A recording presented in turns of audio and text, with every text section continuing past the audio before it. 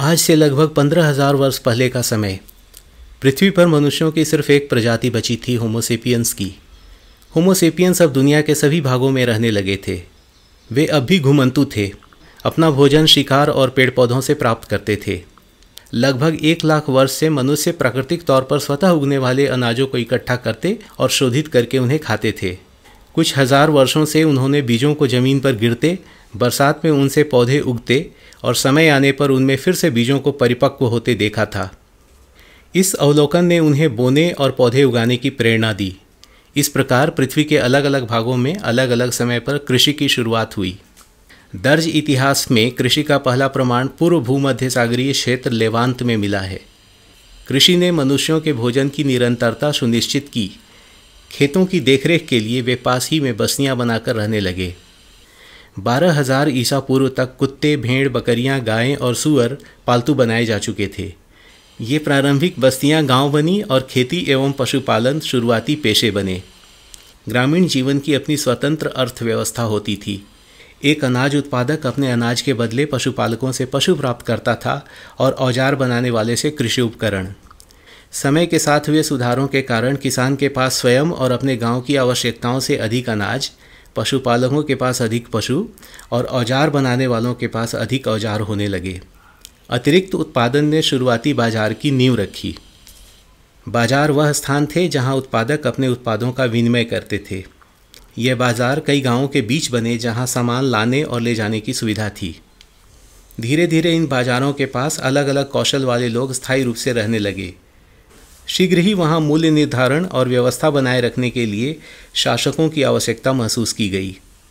शासक लोगों को सुरक्षा प्रदान करने और व्यवस्था बनाए रखने के एवज में हर खरीद बिक्री का एक अंश कर के रूप में लेने लगे। ये शासक सामानों की आवाजाही के लिए मार्ग, ठहरने के लिए सराय, पेयजल आदि की व्यवस्था करने लगे।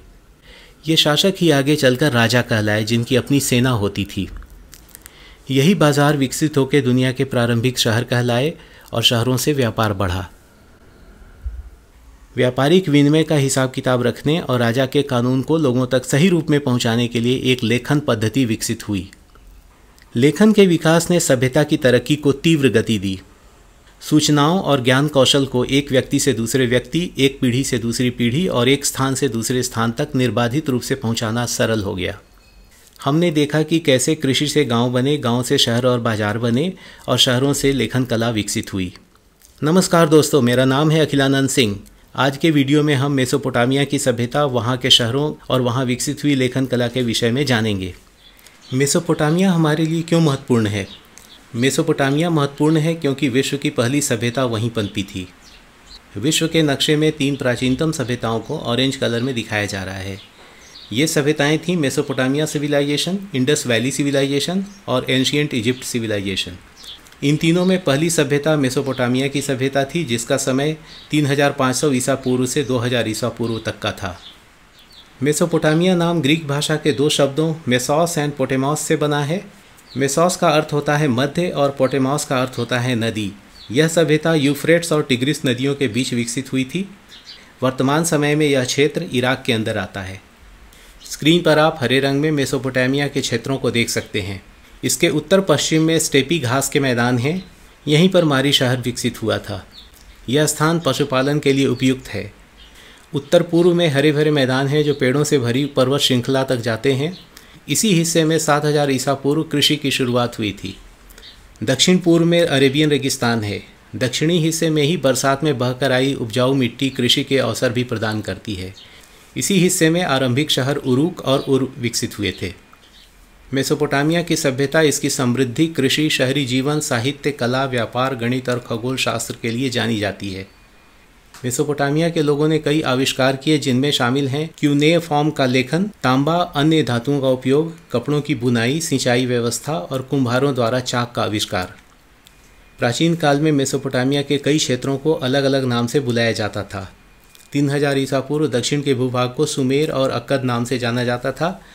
2000 ईसा पूर्व बेबीलोनिया का प्रसिद्ध शहर भी इसी भाग में स्थित था। 1100 ईसा पूर्व उत्तरी भाग में असीरिया का साम्राज्य स्थापित हुआ था। समय समय पर मेसोपोटामिया की भाषा बदलती रही है। 3000 ईसा पूर्व यहाँ सुमेरियन भाषा बोली जाती थी। 2400 ईसा पूर्व अक्कदियन भाषा चलन में थी और 1400 ईसा पूर्व अरामाइक भाषा लोकप्रिय थी। दक्षिण मेसोपोटामिया के हिस्सों में कुछ बस्तियां 5000 ईसा पूर्व ही बसनी शुरू हो गई थीं। यही मंदिरों के आसपास शुरुआती शहर बने थे। दुनिया का प्राचीनतम शहर उरूक 4200 ईसा पूर्व से 400 ईस्वी तक यहीं बसा था, जिसका क्षेत्रफल 2.5 से 4 वर्ग किलोमीटर का था। दूसरे प्राचीन शहर उर का काल 3800 ईसा पूर्व से 500 ईस्वी तक का था। इस शहर का क्षेत्रफल लगभग 0.25 किलोमीटर का था। शहरों में मंदिरों का काफ़ी महत्व था, जहां लोग स्वास्थ्य, पशुधन और वर्षा के लिए प्रार्थना किया करते थे। शहर के प्रधान यहाँ बेशकीमती पत्थरों के आभूषण चढ़ाते थे। इन मंदिरों की बाहरी दीवार सर्पीली लहरों जैसी होती थी। शासक मंदिरों का निर्माण कराते थे। एक अभिलेख के अनुसार एक मंदिर के निर्माण में 1500 लोगों ने 5 साल तक प्रतिदिन 10 घंटे तक मंदिर का काम किया था।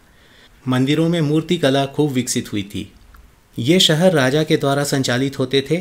राजा के पास घुड़सवार सैनिक होते थे। उरूक शहर की सुरक्षा के लिए उसे चारों तरफ से एक दीवार से घेर दिया गया था। उर शहर की खुदाई 1930 में शुरू हुई थी। स्क्रीन पर आप देख सकते हैं एक स्त्री का चेहरा जो सफ़ेद संगमरमर को तराश कर 3000 ईसा पूर्व बनाया गया था। मूर्ति कला का यह उत्कृष्ट नमूना विश्व प्रसिद्ध है।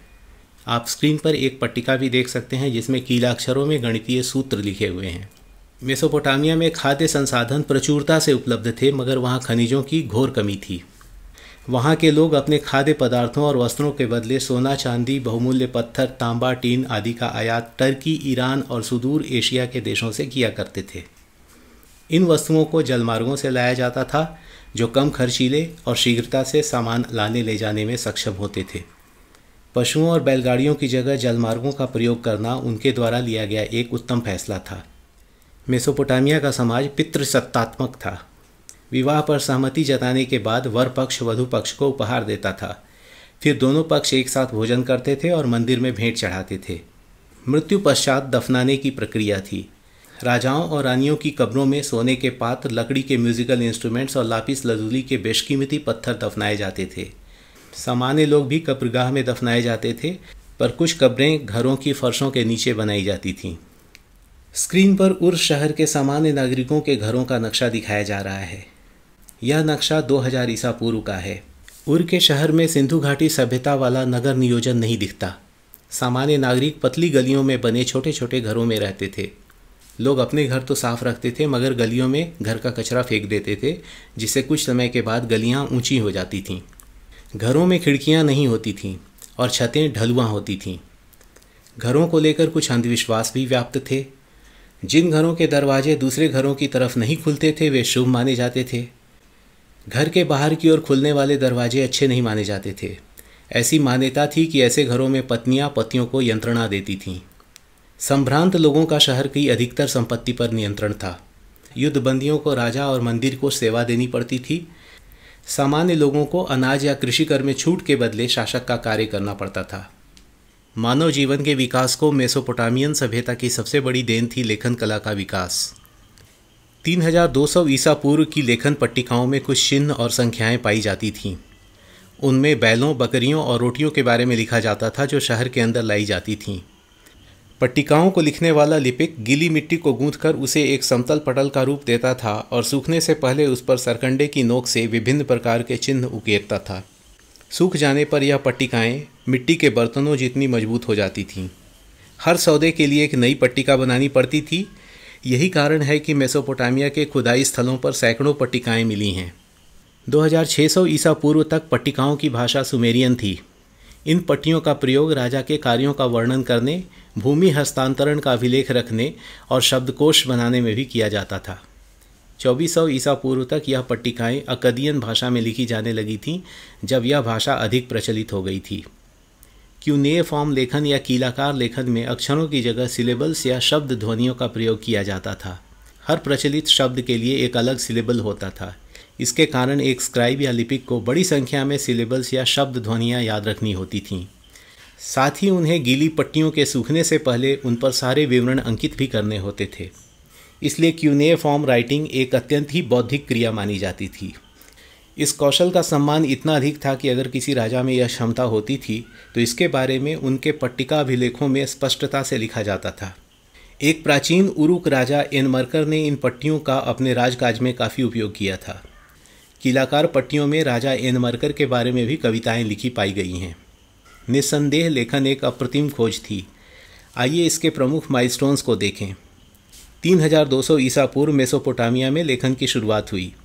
2600 ईसा पूर्व क्यूनेफॉर्म राइटिंग का विकास हुआ।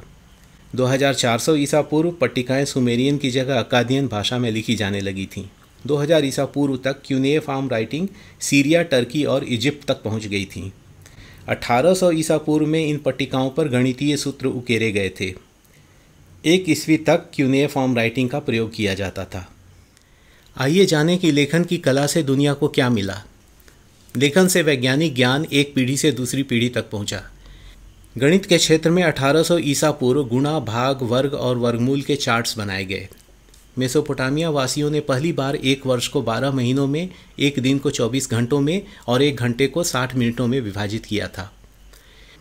मेसोपोटामिया के लोगों ने ही पहली बार खगोलीय घटनाओं जैसे सूर्य ग्रहण, चंद्र ग्रहण, तारों और नक्षत्रों के बारे में लिखा था। असुरबनिपाल 668 से 627 ईसा पूर्व के बीच उत्तरी मेसोपोटामिया में असीरियन एम्पायर का एक राजा था। वह ज्ञान की बहुत कद्र करता था। उसने सुमेरियन और अकादियन भाषाओं में लिखी ज्ञान पट्टिकाओं को बेबीलोनिया से मंगाकर उनकी प्रतियां बनवाई थीं। उन्हें उसने अपनी राजधानी निनवेह में बनवाए अपने पुस्तकालय में सहेज कर रखा था। इस पुस्तकालय में 30,000 पट्टिकाएं थीं। इसमें उरुक के राजा गिलगमेश पर लिखी सुमेरियन और अकदियन भाषाओं में लिखी पट्टिकाएं भी शामिल हैं। आइए मेसोपोटामिया की एक और सिटी के विषय में जानें। यह सिटी है ट्रेड सिटी मारी, जो उत्तरी मेसोपोटामिया में यूफ्रेट्स नदी के तट पर स्थित थी। इसका क्षेत्रफल लगभग 1 वर्ग किलोमीटर का था। इस शहर के निवासियों का मुख्य पेशा पशुपालन था। वे थोड़ी बहुत खेती भी करते थे। मारी के निवासी अपने पशु उत्पादों के बदले अनाज और धातु के औजार प्राप्त करते थे। यहाँ अक्सर किसानों और पशुपालकों के बीच पशुओं द्वारा फसल खराब किए जाने के कारण संघर्ष होते रहते थे। मारी सिटी व्यापारिक जलमार्ग पर स्थित होने के कारण अत्यधिक व्यापारिक महत्व की थी। शहर के अधिकारी जलमार्ग से जाने वाली नौकाओं की तलाशी लेते थे और उनसे कर प्राप्त करते थे। मेसोपोटामिया के व्यापारिक रिश्ते टर्की, सीरिया, लेबनान और साइप्रस के साथ थे और उन सभी देशों के साथ व्यापार इसी मार्ग से होता था। मारी एक विविधताओं से भरा शहर था, जहां अलग अलग क्षेत्रों के आए लोग बस जाते थे। पश्चिमी रेगिस्तान से आए कुछ गडेरियों ने वहां अपने शासन भी स्थापित किए थे। ये खानाबदोश लोग अकदियन, एमोराइट्स, एसीरियंस और अर्मीनियंस होते थे। एक एमोराइट मारी का राजा बना था, जिसने वहां स्थानीय ड्रैगन देवता का मंदिर बनवाया था। राजा जिमरिलिम के काल में मारी सिटी का विकास सर्वाधिक हुआ था। जिमरिलिम ने एक विशाल महल बनवाया था। उस महल को देखने के लिए दूसरे प्रदेशों के राजा भी आते थे। जिमरिलिम के महल में राजा और रानी का निवास तो था ही, वह बेशकीमती आभूषणों के निर्माण का केंद्र भी बन गया था। आज हमने मेसोपोटामिया की सभ्यता के बारे में सीखा, जिसका आरंभ 3500 ईसा पूर्व में हुआ था। हमने मेसोपोटामिया के 3 शहरों उरुक, उर और मारी के बारे में भी जाना। हमने लेखन के विकास में शहरों की महत्वपूर्ण भूमिका को समझा। चलिए इस वीडियो को यहीं ख़त्म करते हैं। आशा करता हूँ कि आपको यह वीडियो पसंद आया होगा। शीघ्र ही मिलेंगे दूसरे वीडियो में। धन्यवाद।